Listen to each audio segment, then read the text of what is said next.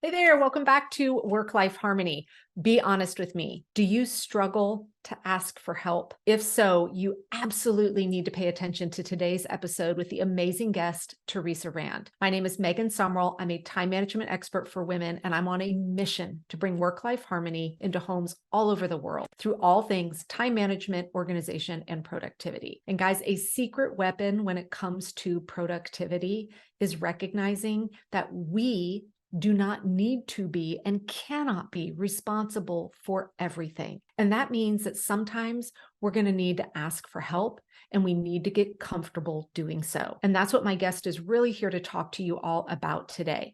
Now, if you don't want to miss any future episodes, make sure you subscribe so that I will show up in your inbox every single week. Hey everyone, welcome back to Work-Life Harmony. I have a new guest for you today that I'm really excited for you to meet. Her name is Teresa Rand. I'm going to have her introduce herself here in a moment. But anytime I have the opportunity to meet another woman that is as passionate as I am about helping people truly live a life that is work-life harmony, that isn't about hustle culture, that isn't about stay up late, get up early, run, sacrifice yourself for everybody else.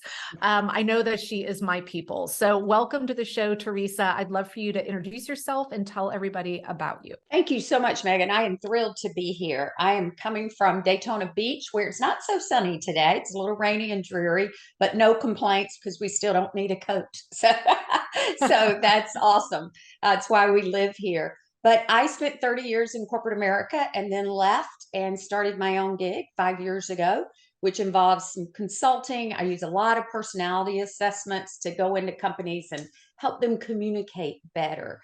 The whole 30 years I was in corporate America, and you can probably relate, communication is always an issue, and it still is. How we talk to Yes. each other, how we come across, all of those things.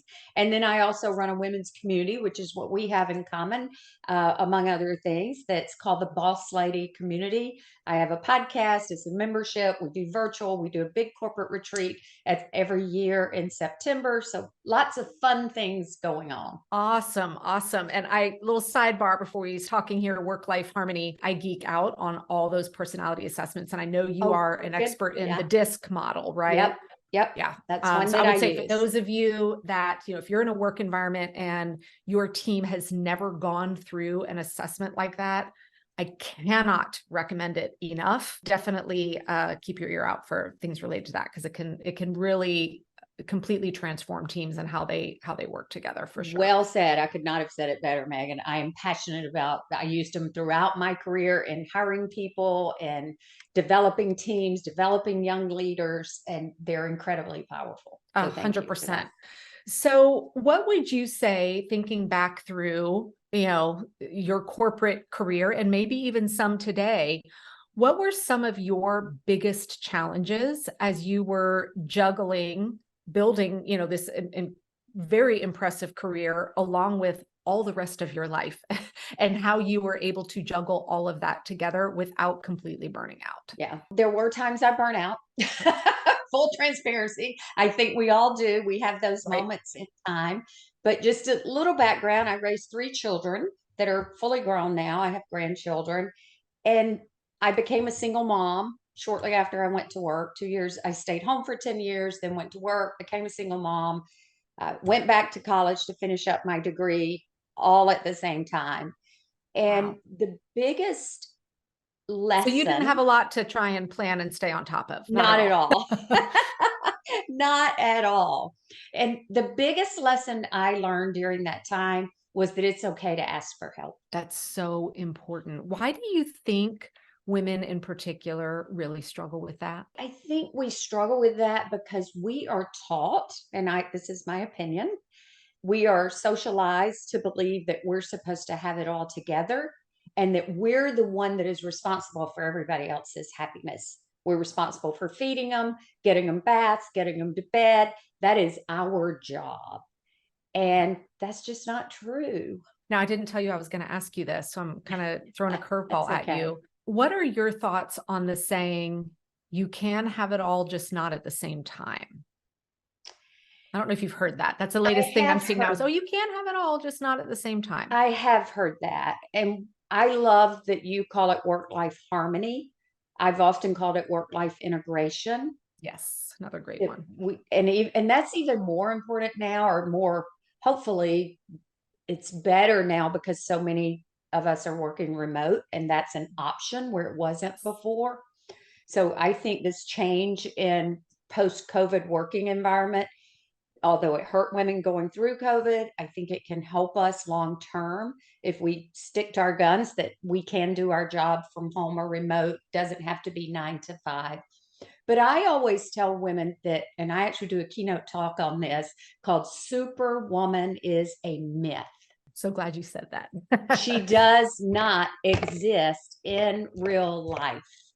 She does not exist on that person you see in Facebook that you think is perfect. You don't get to get under the covers, behind the wall, if you will. And that's the biggest thing we have to remind ourselves. It doesn't exist. Some days things are going to go great at work, not so good at home. Some days are going to go great at home, not so good at work. So I think the biggest, I'm not sure I'm answering your question, I'm going around in circles, but the biggest thing we can give ourselves is to lower our expectation about what we expect from ourselves. Oh, so good. I love that. And yeah, when I was that saying's been in my head a lot lately because I keep seeing it pop up. And at first I was like, yeah, I like that. But then I'm thinking, no, maybe first we need to analyze that. What does that having it all mean? And maybe we need to lower some of the unrealistic expectations of what that is. Something we just went through recently here in my home. And by the time you're hearing this, the season will have passed, but we're, discussing our holiday decorations. Right. And one of the things that I do every year is I have one of those little light up villages, like, those little, and it takes a significant time because I've been collecting this for 30 years to all the boxes out on the setup and it just started dreading it. And so I sat down with my family and I said, changing it up this year. I'm taking a year off from the village, and they were devastated. Oh, I bet. And I said, well, I can't, but then here's what happened. They said, well, we'll do it all. We will do it. So, there was a shift of, instead of me using my time management skills to find the time to do it, I was like, no, maybe I just don't do it at all. Maybe I lower the expectations of myself and what I can, provide for the holiday season this year. And it felt really good. Yeah. As you have worked with so many women, what do you see as kind of the top mistakes that you are seeing women make as they are trying to find that work-life integration and that work-life harmony? Well, the first one we just talked about, lower your expectations. The other one is to really give yourself grace. That if you forget to pack your child's lunch, it's not the end of the world. That we'll figure it out. The teacher will not let them go hungry. Right. If you need extra time on a deadline at work, ask for it. Very similar to the example you just gave, Megan. We often don't ask, therefore we don't get what we need. We have to use our voice. And I think one thing I try to say to younger women coming up in corporate America, or even in your relationships, is people are not mind readers. We have to ask for what we want. We have to ask for the raise. We have to ask for the help at home. We have to ask for help with our children if we have them. We have to ask, as opposed to playing the martyr that I have all this stuff to do and nobody else will do it. Yep. Have we given them the opportunity? And I often say, Megan, that we are serving other people by asking them to help us. Because do you like to help people? Yes. Nothing makes me feel better when someone I know trusts me to say, could you help me out? Because I'm like, oh my gosh, I would love to. So why is it we are fine with helping other people? Right. So we are giving them the opportunity to feel good by helping us, whether it's at work or at home. Do you find that there's one area that women tend to struggle with asking for help in over the other between work and home? I think it's probably work. work. And the reason I say that is because very often we're in the minority at work. The higher you go, the more minority you are. That's still a fact. That's not an opinion. And we see that if we ask for help, or we think that if we ask for help, we're being less than, or that somebody in power is going to see that we can't handle it all. Mm-hmm. Men usually don't have a problem asking for help, Yeah. but we do, and I really believe we're taught and socialized to be that way. I was thinking back to when my daughter was born, and I was still full-time in corporate. And I was terrified that if I had to say, oh, I need to shift something because of home, Right. I was terrified that it would mean that I would get demoted, or, would somehow seem Absolutely. less valuable. I have been out of the corporate space for a while now. Do you still feel like you're seeing that disconnect? Because I know, and I've seen articles and stuff written about it where, you know, historically, if a male coworker asks for an hour to go to their kid's school play or something, everyone's going, "Oh, what a great dad!" Right. But if it's the female, it's, "Oh, here we go again, asking for Right. another shift." Are you still seeing that at play some? Yes, unfortunately. I figured. And there are two books I can recommend to your listeners. One is written by two men, and it's called Athena Rising. I've actually had them on the Boss Lady podcast. Oh, And fantastic. then the other is Glass Walls. And I'm drawing Leanne Debunking, and I'm drawing a blank, but Okay. I can And get we'll look these. it up and get it in the Yeah, show notes the as well. Glass Walls and Athena Rising. And what Brad says in Athena Rising is the way we can help this situation, whether you're a man or a woman, if you are in charge at work, he calls it leaving out loud. So if you are the boss and you're going to little Johnny's game, instead of sneaking out the back door, not telling anybody, make the announcement so that everybody sees it's okay. Yeah. And it's very important that we do that if we are in any sense of power, male or female, that we make the culture where it's okay to do that.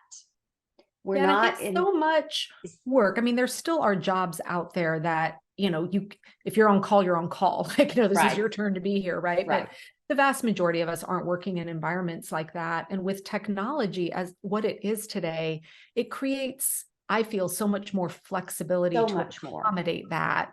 Right. And it's time for us all to get more comfortable with that and accepting of it. And I think we are getting better. It's a slow road. It's been Yeah. a long time, but at least now, I was talking to a young woman last week that's in my group that just had a baby, and her husband's on paternity leave. She took a sabbatical. She actually works remote, but she took a sabbatical. So men are stepping up. I don't know if it's the majority, but I see a lot of it. My son-in-law, he watches my granddaughter as much as my daughter does. It's a trade-off. So I think because women are asking, or maybe in some cases demanding, men are stepping up. But I And go again, I back what think I that just said earlier. illustrates your point of We gotta we need to ask. learn how to ask. We have Right. to do that. And we have So to use our voice when we're not getting what we want, or when we're being mistreated. And again, not play the martyr, not use it as an excuse not to do our job. To your point, I did it myself. I'm sure you did. And many women are doing it. When my kids were little, if I had to take off for the soccer game, if it was practice, I was probably sitting off to the side still working. If it was a game where I wanted to be engaged, I was probably working after they went to bed. So it's not an excuse not to get your job done. Right. But there are better ways, different ways nowadays to do it. Now, when you are working on a longer term goal, which I'm sure you have, I'm sure you're someone who has those every year.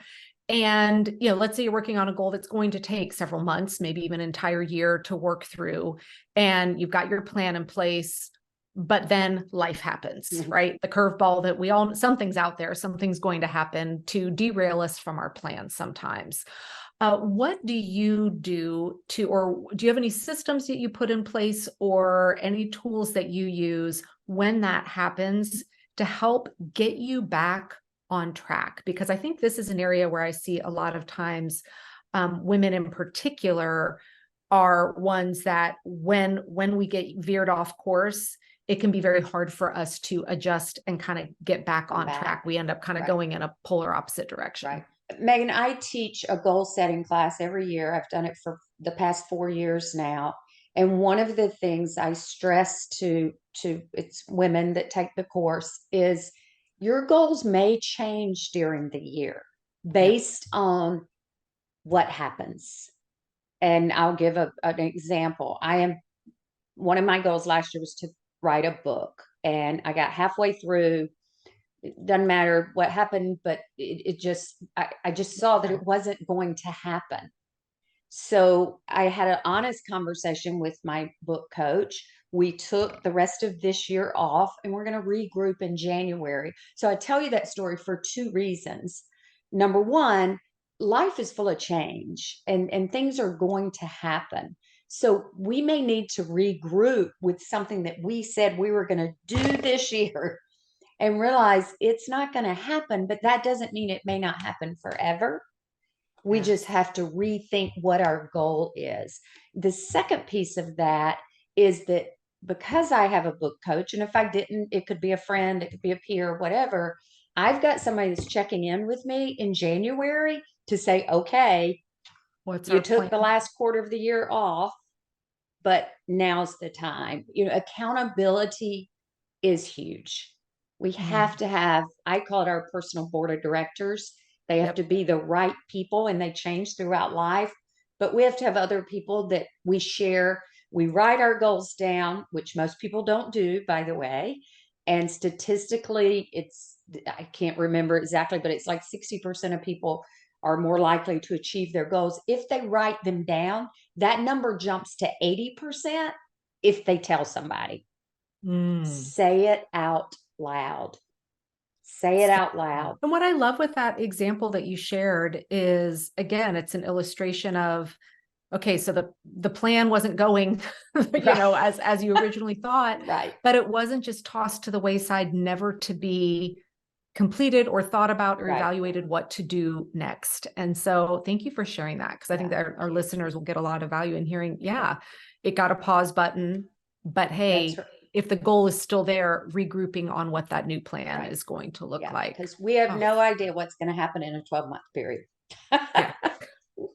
But that shouldn't prevent us from setting those goals and absolutely putting a plan in place, right? Put a plan in place. I just spent the last 2 days, literally got home late last night from a 2-day goal planning retreat for my own business. I teach it, but I also need it. So and I hope they all come true, but I don't know. And I bet they will. I bet they will. So where is a great place for people to connect with you? I am easy to find. It is my name, Teresa with no H, Teresa Rand, RAND.com, teresarand.com, and also the Boss Lady podcast. So you can Boss Lady podcast. All right. If you guys are listening to this, then that means you're podcast listeners anyway. So hop on over and check out the Boss Lady podcast. Thank you so much for being here today. It has been a real pleasure. Thank you, Megan. It has been. I appreciate your time.